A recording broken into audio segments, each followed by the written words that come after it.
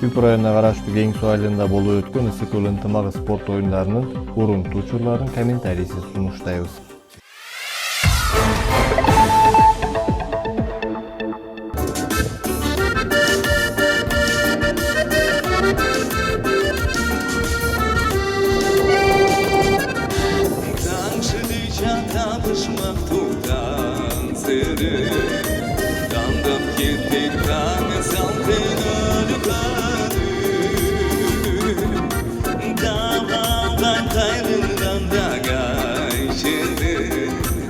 Artık benim başka kendin görmem.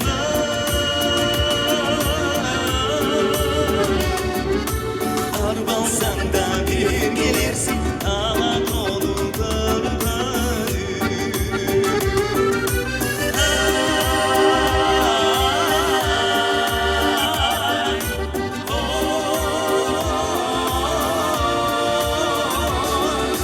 Sarından da bir gelirsin, sarından da bir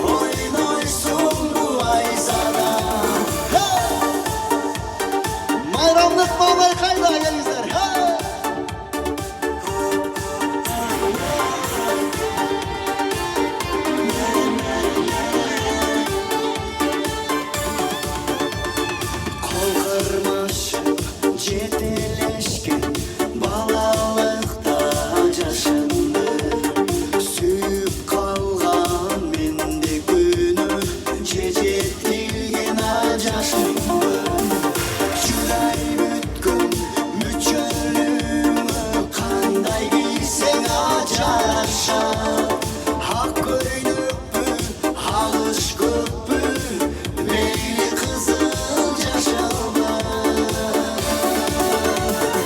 ай толғондо түн болгондо ойын болсо айылда ақ чөлмөктү сен да издеп ойнойсуң бу айзада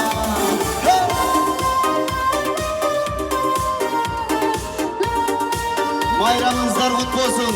Elinizde cerinizde ardayım yaşlılık. Uşunday gündür köp olsun.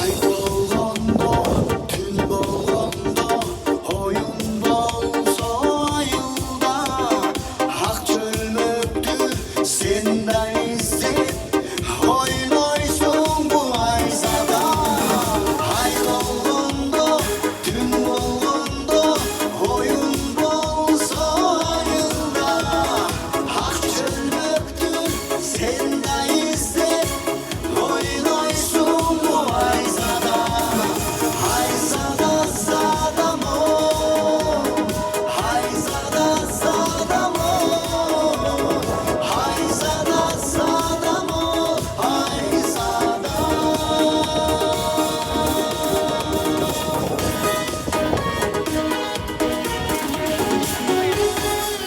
Assalamu alaikum.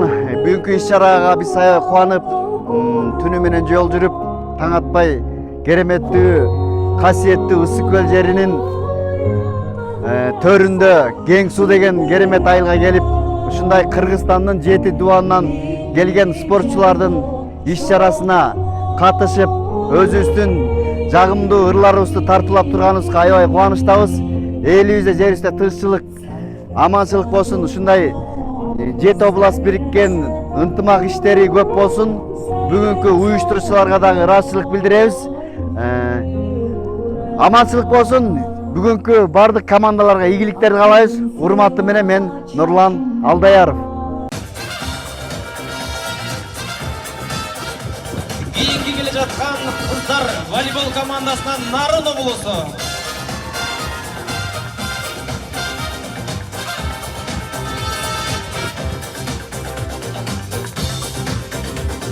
Кийинки келе жаткан волейбол командасы Ысык көл облусу.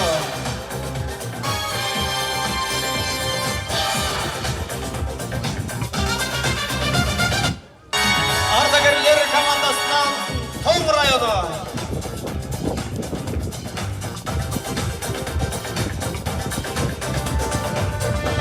Волейбол Ош командасы.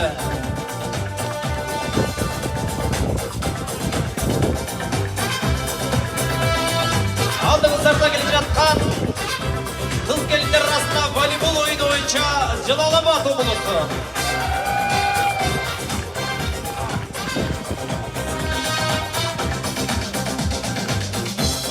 Волейбол ойыны бойынша 35 жаштан жоғарғы балықшы шарының командасы.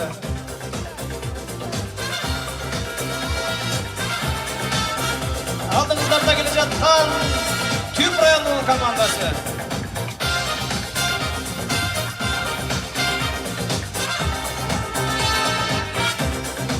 Алысты Өрүксарлуу Баткен облысы.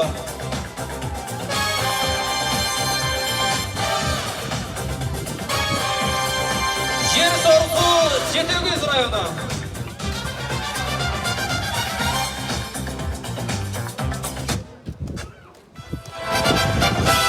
Айкүл Манас Талас облысы.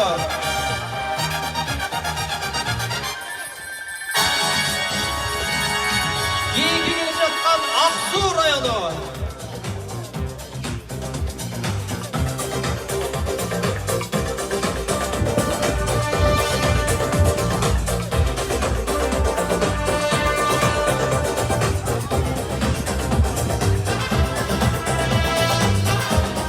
şahri.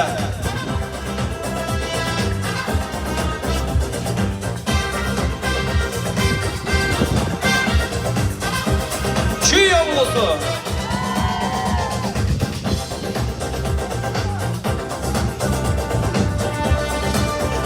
Keyingi kele жатқан Toqmoq şahri.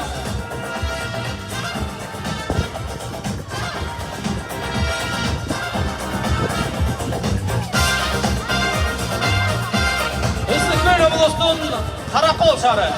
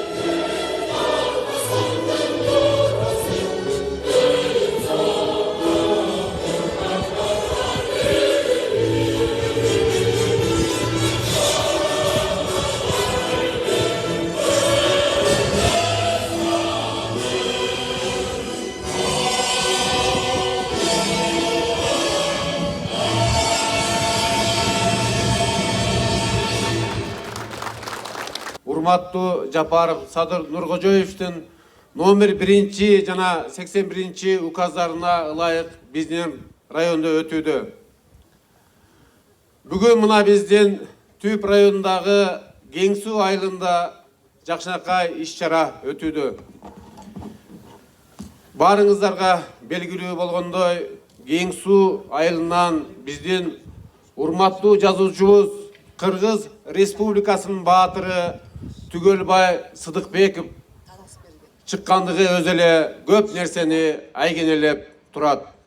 Андан тышкары биздин районубузда бир топ ушу кыргыз мамлекетине, кыргыздарга аябай жакшы кызмат кылган биздин улуу инсандарыбыз бар. Эң негизгиси урматтуу бүгүнкү салтанаттуу кеченин катышуучулары, баарыңыздарга мен терең ыраазычылык билдирем.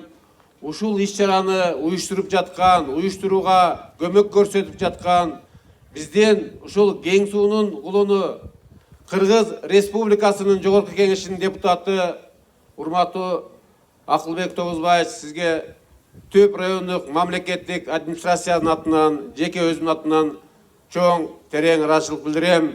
Жана ошондой эле ушул иш-чаранын уюштуруучусу биздин Ысык Көл облусунун улуну Талас мырза, сизге дагы ошого кол кабыш кылып отурган бүт биздин облусубуздагы, республикабызда баардык жарандарга терең ыраазычылык билдирем. Бүгүнкү биздин иш-чарабыз жакшы өссүн. Мен калыстар тобунан дагы суранып кетем, калыс болуп бериңиздер. Эми спорт деген ушундай сөзсүз түрдө жеңүүчү болот. Мен бүгүн ойлойм, күчтүлөр жеңет деп.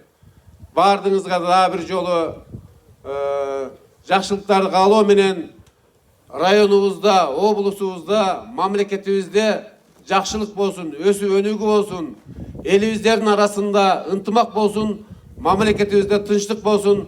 Баарыңыздарды бүгүнкү ушундай чоң байрамыңыздар менен куттуктайм. Саламатсыздарбы, урматтуу бир туугандар. Биринчиден ушул Кең суу айылынын тургундары, агаларыбыз, эжелерибиз, жеңелерибиз отурат. Сырттан келген коноктор мына Баткенден бери келип ушул спорт оюнун ушул Кең суу айылында ойноп, жеңишке жетип, Кең суу айылын көрүп, абасын жутуп, суусун ичип кетебиз деп, ошол мына Талас Токтосунов ушул Ысык Көл областынын спорт боюнча уюштуруучуларынын бири ошол киши да айтып калды. Ушул жерде Кең суу айылында биздин мамлекетибизди түптөгөн ошол тилибизди сактап калган номер 1 Кыргыз эл батыры бар. Андан бөлөк ошол Алепени бардыгыбызга тапшырып, бизди ошол Алепе тамгасы менен тааныткан Зияш Бектенов агабыз, атабыз бар. Ушундай атактуу адамдар Кеңсу айылынан чыккан. Бүгүнкү күнү президентибиз Жапаров Садыр Нуркожоевич де адамдар бар экен. Ушул Кеңсу айылына апарып, ошол Кеңсууну көргөзүп, элибиз менен тааныштырып, спортчулар суранып атат. Ошо жерде өткөргөнгө жардамыңызды бер деп суранып келди. Ошол жигитке мен дагы көп жылдардан бери колдоо көргөзүп келатам. Кийин Садыр Нуркожоевич Жапаров менен сүйлөшүп, ошондой сунуш түшүп атат. Кеңсууда өткөргөнгө кандайсыз дейсиз деп ал киши менен да макулдашып, мына бүгүнкү күнгө иш-чараны уюштуруп, урматтуу бир туугандар мына келген. Ошол Ош областынан, Жалал Абад областынан, Баткенден, Нарындан келип, ушул Кеңсу айылын, ошол бүгүнкү президентибиз Садыр Нуркожоевич Жапаров кыргыз мамлекети үчүн, кыргыз эли үчүн өзүнүн жанын карчырып, ушул мамлекетибиз өнүгүп өсүп, өнүккөн мамлекеттердин катарына кошом. Ошол өнүккөн мамлекеттердин катарына кошуп, ушул мына мондай жаш улан кыздарга мамлекетибизди, жаркыраган мамлекетти келечек муунга тапшырам деп бүгүнкү күнү күнү-түнү аракетин кылып иштеп атат. Ошол иштеп аткан адамдын айылын, жерин, ошол жүргөн, ошол өскөн, ошол окуган мектепти көрүп, мына стадионду көрүп, бүгүнкү Ысык көл ынтымак спорт оюндарына катышып отурасыздар. Урматтуу спортсмендер, баягы бир эле спорт билесиздер, спорт адамдын ден соолугунун биринчи булагы. Бир эле спорт эмес, ушул жерде таанышып, Кеңсу айылы менен таанышып, бөлөк Нарындан келген, Баткенден келген көлдүн спортсмендери менен бири-бириңер менен таанышып, кийинкиге дагы жакшы саамалык болуп, мына өзүңүздөр көрүп билгендей, кыргыз мамлекетинин туусун дүйнөдө олимпиадада желбиретип атат биздин уул кыздарыбыз. Кудай буйурса, сиздер дагы ошондой кыргыз мамлекетинин туусун желбиретип, кыргыз мамлекетин бөлөк мамлекетке тааныткан, билесиздер, мурда Кыргызстан дегенде көп мамлекеттер билчү эмес эле, мына бүгүнкү күнү Кыргызстан дегенде бүт мамлекеттер таанып билип, ошол биринчиден президентибиз аркылуу, экинчиден сиздерге окшогон спортсмендердин артынан кыргыз мамлекетин таанып, бүгүнкү күнү мамлекетибиз аз да болсо өнүгүп, алдыга жылып, мына мондай стадиондорубуз курулуп, мондай мектептерибиз, таза суу ичип, жолдорубуз курулуп, чоң иш-чаралар жүрүп атат. Кудай буйурса, мамлекетибиз оңолуп, ошол өнүгүп бараткан мамлекеттердин катарына кошулуп, мына Кыргыз, Кытай, Түркмөнстан темир жолу Кудай буйурса башталып атат. Кыргызстан буга чейин кандай эле тупиковый мамлекет эле, мына бүгүнкү күнү өзүбүз кыргыз эли, ошол президентибиз жол ачып, бүткүл дүйнөгө ошол кыргыз мамлекети менен чыкканга чоң шарттар түзүлүп атат. Урматтуу спортсмендер, урматтуу Ысык көл областынын тургундары, Кеңсу айылынын тургундары, мына барыңыздар өзүңүздөр ошол теледен, интернет аркылуу бардыгыңыздар күбө болуп атасыздар.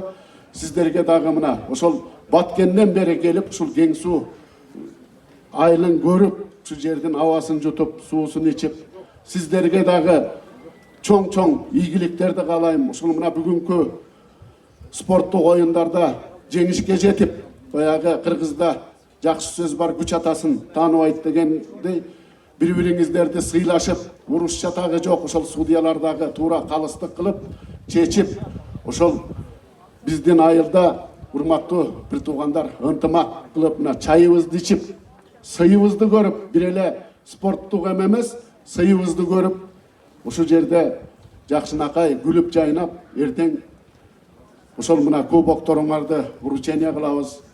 Кубокторуңуздарды алып, жакшылап кучакташып, өбүшүп, кайра сиздерди сыйлап, урматтап узатканга ошол биздин айылыбыздын эли, жаштарыбыз, аксакалдарыбыз бардыгы дайын. Эчтекеден кабатыр болбой, ойноп, күлүп, жаркылдап, ырдап, бийлеп, мына музыка болуп атат.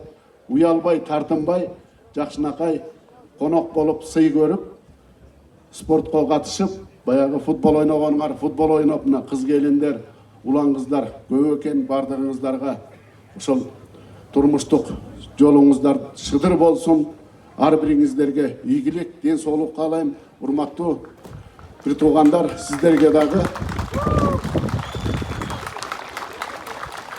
ушундай мына азыр эле айтып кеттим, Кең суу айылынан не деген атактуу ошол айтып атам, мамлекетибизди түптөгөн аксакалдарыбыздын аталарыбыз бар. Ошол тилибизди сактап калып, бүткүл дүйнөгө кыргыз тилибизди бөлөккө бербейбиз, бөлөк тилде сүйлөбөйбүз деп келген мына өзүбүздүн тилибизди эч качан унутпайлы. Бөлөк тилди бардыгыбыз билгенге шарттуубуз, бирок өзүбүздүн тилди эч жерде унутпай, ошол тилибизди, динибизди, мамлекетибизди колдоп, коштоп, ар бирибиз тилек кылып, ошол тилек кылсак мамлекетибиз оңолуп өсүп, бардыгыбыз бала чакалуу, неберели болобуз. Ошол бала чакабыз жаркыраган мамлекетте жашаганга тилектешмин. Рахмат барыңыздарга. Чоң рахмат. Урматтуу калайык журт, бир туугандар, спортсмендер, алыс жактан келген бир туугандар, ушунчалык биз кубанычтабыз силер келип, уш жердин көркүн ачып, Кең суунун көркүн ачып дегендей, жаш келсе ишке дегендей, мына силер өзүңөрдүн бир соревнованияларды баштаган атасыңар. Мына айтып кетпедиби буга чейин? Бул айыл бекер айыл эмес деп. Биздин айылыбызда ушу Кең сууда Түгөлбай Сыдыкбеков деген жазуучубуз чыккан, Зияш Бектенов деген Манасты биринчи жолу кара сөз менен жазып, дүйнөгө таанылган Зияш Бектенов деп чыккан, ушу жерден өсүп чыккан Хусейин Карасаев деген алипени жазган. Ушу жерден чыккан бекер жер эмес. Андайын анан өзүбүздүн президентибиз чыкты, ушу жердин суусу бекер эмес. Мен айтаар элем, суусунан көбүрөөк ичип алгыла, чайынан көбүрөөк ичип алгыла, жармасынан көбүрөөк ичип алгыла. Бул жакшы нерсе, Кудайым буйрса. Ошон үчүн баарыңарга ден соолук, ишиңерге ийгилик. Анан дагы бир кошумча эле айтып кетишим керек. Ушу социалдык объектилер канча жылдан бери унутулуп калды эле. Мына мен баягы Үчке суу айылында школдун ачылышына катышсам, ушу жерден бир сөз болду. 3 жылдын ичинде Кыргызстан боюнча 315 мектеп ачылыптыр. Бул эмне деген чоң жетишкендик. Мейли мурунку президенттердин убагында бир школ, же 2 школ, же бир 3 школ ачылса, ошого президенттер өздөрү барып катышып ашчу эле. Мына бул жыл бүтө элек, бирок 315 мектеп ачылды. Биз ошо ыраазычылык билдиребиз. Андан тышкары эмне дейт элек? Ушул жерде биз депутатыбыз отурат, Түмөнбаев Акылбек Тогузбаевич. Бул киши дагы абдан жанын карчырып, жүрөгү менен ушул жерде мына айтып кетер элем, больницабыз бар болчу, райондук больница. 10 жылдан бери салынып бүтпөй аткан. Аркасынан жүгүрүп жүрүп муну бүтүрдү. Карымшаков мектеби бар эле, ал дагы унутулуп калды эле. Шуну дагы планга киргиздирип мына бүтүрдү. Андан тышкары бир 10-дан 30-дан ашык чоң объектилерди өзү министерствого кирип, планга киргизип, ушундай бир эл үчүн, журт үчүн жүрөгүн карчырып иштеп жүрөт. Ошон үчүн Акылбек Тогузбаевич, сизге чоң ыраазычылык, элдин атынан, журттун атынан ушунубуздан талбай иштей беришиңизди биз чын жүрөктөн каалайбыз. Анан эми спортсмендерге узун өмүр, жолуңар шыдыр, жолдошуңар кыдыр болсун алтындарым. Өмүрүңөр узун болсун, калыстар тандап ким күчтүү болсо ошо жеңгенге аракет кылсын. Анан уруксат болсо, ушу биздин элибиздин атынан ыраазычылык. Мына Түп Айкөл инсандар коому бул элдик коом, ушунун атынан ушуну уюштуруп, спортту өнүктүрүп, баардык жерге өзү жүгүрүп жүргөн Букуев Медет Омошовичке бул президенттин атынан эмес, өкмөттүн атынан эмес, элдин атынан. Медет Омошович, сизге ушу кол чабуулар менен ушу мына момундай ыраазычылык катты берип коюп уруксат этиңиздер. Жакшырап кол чабысаңар, дагы көп ушундай спортивный сооружениялар пайда болот. Рахмат.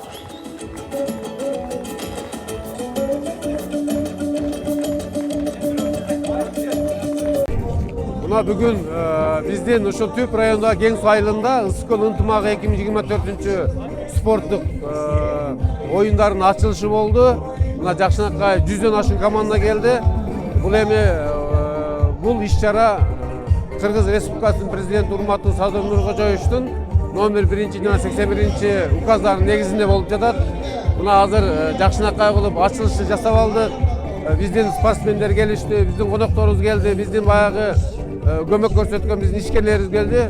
Ушул учурдан пайдаланып, ушул биздин бүгүнкү иш-чарага колдоо көрсөткөн баардык биздин атуулдарыбызга жана ошондой эле учурдан пайдаланып, ушул Кең Суу айылынын тургуну